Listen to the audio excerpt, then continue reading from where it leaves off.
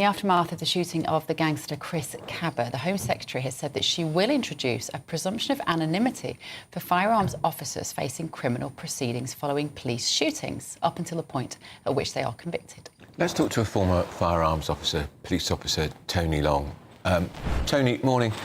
I was arguing for this from the very beginning of the trial, when we knew that the police officer had been charged and was named. He's had to go into hiding. He was cleared by a jury in 3 hours. He's had to go into hiding. His children have been taken out of school. There's talk of a £10,000 bounty on his head. If he'd had anonymity in the court case, perhaps he would still be living at home with his family.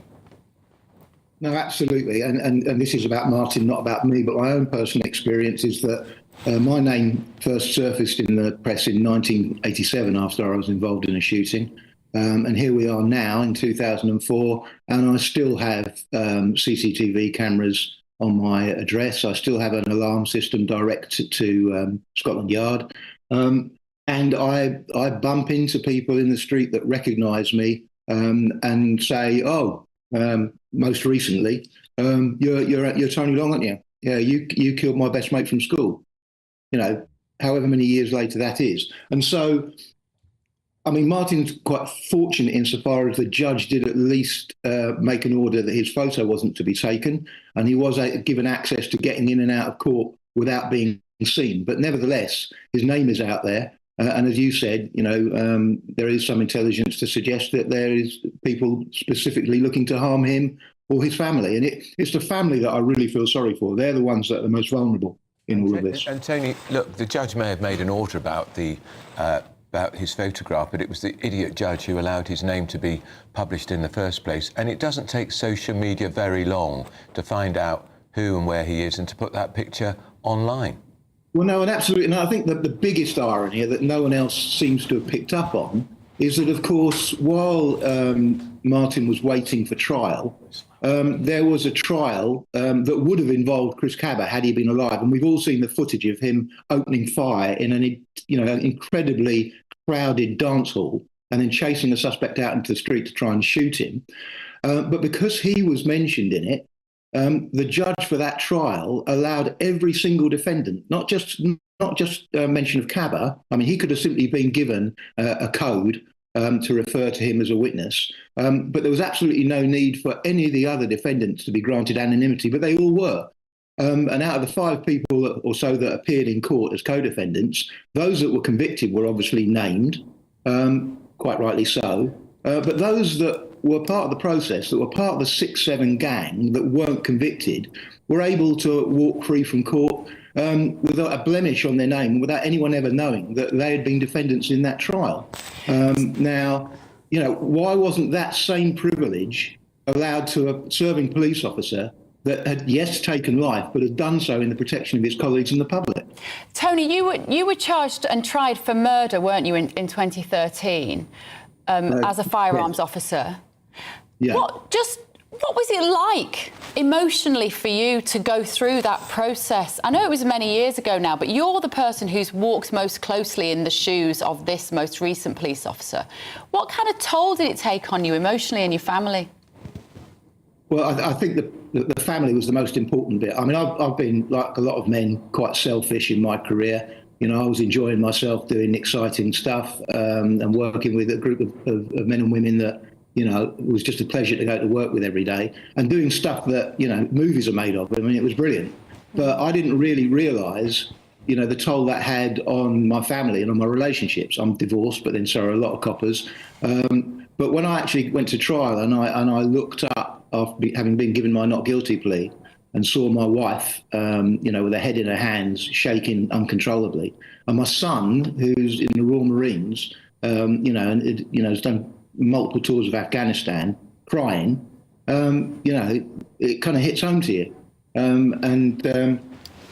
Yeah, to me, I'm sitting in the box. I mean, I had the privilege or the I'm not sure whether it's a privilege or not, but while I was sitting, I'd already sat as a juror myself in a trial, and I know how fickle juries can be. And so it's a big leap of faith, really, having looked after and protected the people of London for 33 years, to then rely on some of those, Londoners, complete strangers, to make a decision about your future life. If the Home Secretary hadn't intervened in this way, Tony, would your fear be that actually men and women in the police force would say, thanks very much, but I'm not going to be a marksman? Because they didn't want to put them and their families through what you've been through and what Martin was put through. I think so, absolutely. And I think the other issue, if I can just briefly mention it, is that there's obviously been a bit of a furore because the public now know what sort of character Kaba actually was. And of course, that Gangster. the jury were denied that information on the grounds that, well, the officers didn't know who Kaba was and the defendant didn't know who Kaba was. So that way we shouldn't allow that information to influence the jury. But then, did Martin have a computer-generated overview, a bird's-eye view of the scene in those 10 seconds when it went from flash to bang, where he could see exactly where all his colleagues were? No. Could he see what they could see through their body-worn cameras so that he could be satisfied they were safe? No. Could he see what the helicopter was seeing? No. But the reality was that the jury was shown all of that. So you can't argue in one breath, or we can't have the jury influenced by knowing that Kaba was an absolute criminal. And in the same token, say, we can influence them, though, with computer-generated reconstructions that were made many, many years later, and that they can watch it at their leisure and freeze frame. So something has to be done about that as well, I'm afraid. It's not just as anonymity is a fantastic step forward. And I feel privileged that over the last few days, I've been able to voice, what I know my colleagues or former colleagues aren't able to say, and I hope that may in some way have influenced that decision. But there is more to be done. Yeah. So in the aftermath of the shooting of the serial gangster Chris Kaba, there are fresh calls for politicians like Jeremy Corbyn, Diane Abbott, and the London Mayor Sadiq Khan to apologise for their. Frankly, they were lionising him. Delighted to say we're joined in the studio now by Daily Mail columnist Dan Hodges, who has been looking into this story. Dan, haven't you? And you've written a piece all about this and who Chris Kaba was. Just tell us who he was, actually, for people who may not understand what he was up to. Well, he was, as we now know, and it's important to stress, there were efforts to actually cover up and keep from the public his background and criminal record. He was a violent criminal. He'd been involved. He'd actually shot someone in the days leading up to his own killing. He was a violent criminal with a very significant criminal record. He had a domestic violence order against him, and he was part of a notorious South London gang, the 6-7 gang, that ran and is still running protection rackets.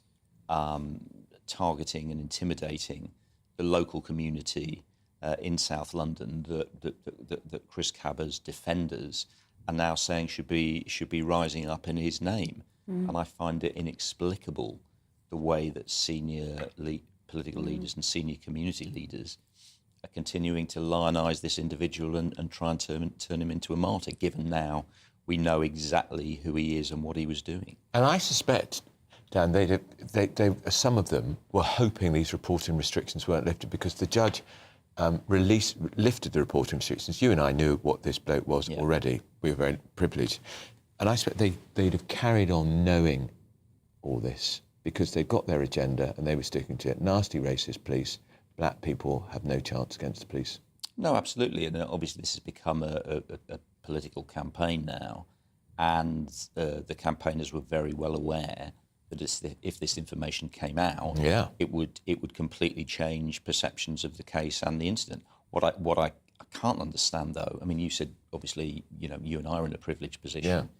Obviously, a number of the senior politicians who were campaigning for Chris Kaba and are still, to an extent, campaigning for him, were also in that position, but seem to keep carrying on. I mean, I cannot understand why Sadiq Khan is continuing to sort of, as it were, express his sympathies for this individual who was terrorising the very city that Sadiq Khan is mayor for. And firing a gun in a crowded nightclub in Hackney, which was crowded with his fellow black men and women.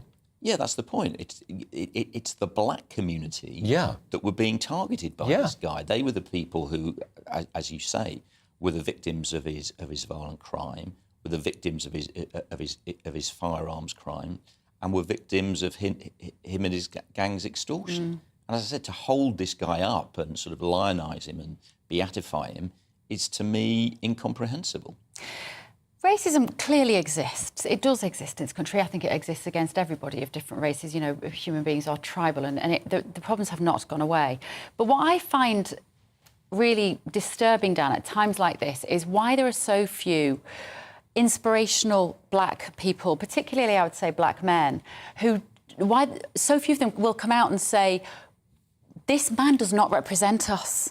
This man who was a gangster and who died in a criminal situation, he is not who we are. Where are those people? Why are people like Diane Abbott not standing up and saying that? Absolutely. And Sadiq Khan could be saying no, that. absolutely, and that's exactly it. I mean, there's this whole perception of, you know, the community are traumatised by this, and there's a perception there. Firstly, that Kaba was obviously a central member of that community. As I said in the piece, he was actually a vulture preying on the local community. But also, as you say, it perpetuates these appalling stereotypes about what a black man in modern Britain is. And it's not Chris Kaba. He is not representative of anyone or anything.